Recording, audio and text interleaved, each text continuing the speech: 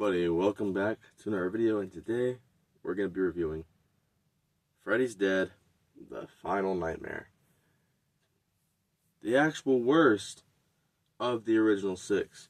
No doubt.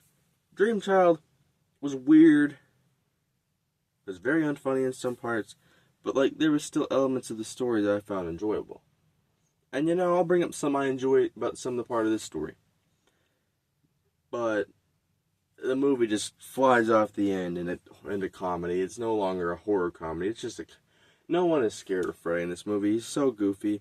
There's the hearing aid kill that was kind of the nails in the chalkboard. That one was kind of cool, but I'll explain the one that ruins it.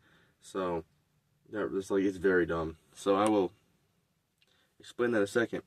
So the movie doesn't also explain what happened to Alice. I brought that up at the end of Dream Child. I'd like to think she just moved out of Springwood because she didn't want to raise her kid there because, a dream demon. So, but apparently every kid in Elm Street has died, so now it's just the adults and they've kind of went crazy. So, our movie starts with this guy, John, who thinks he's Freddy's son. Spoiler alert, he turns out not to be, and he gets killed by Freddy near the end of the movie. But he travels and he meets the other three, or other four. There's Maggie, who we find out later. I guess I'll explain that in a minute. But then there's this other girl, I don't even know her name, Tracy, I think, and then Spencer, this video game, and then Carlos, this guy with hearing problems. And they travel to Springwood because John thought he was from there, the last surviving teen. And but the first one to die is Carlos.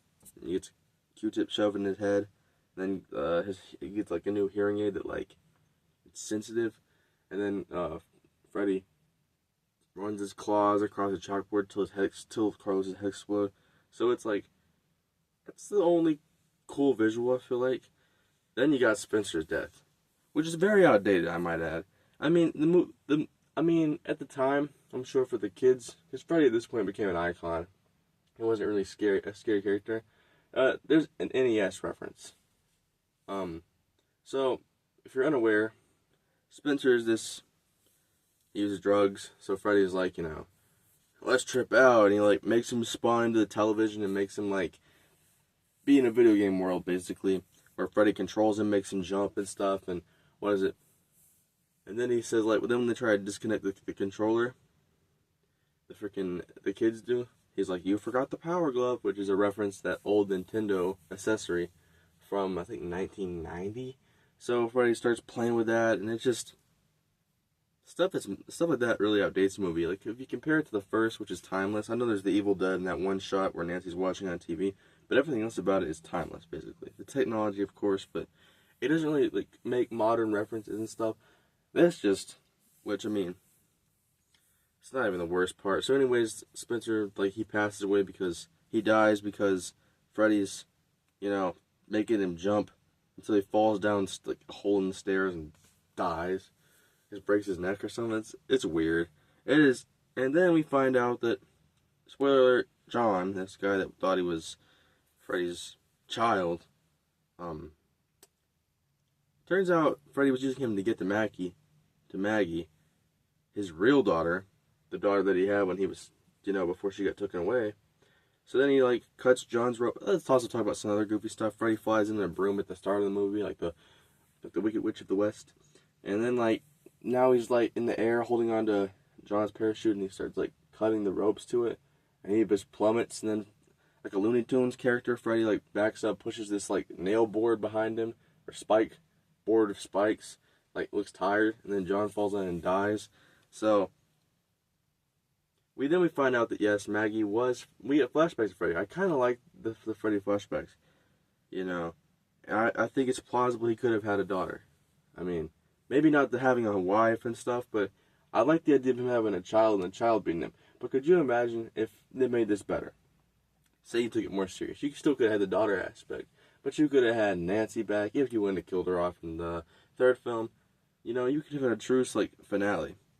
It's kind of like how I wish what they would have done with Jason Goes to Hell, the final Friday, because apparently before they made Creighton Duke, if they would have had the rights to the Tommy Jarvis character, they were going to have him come back and be the exposition.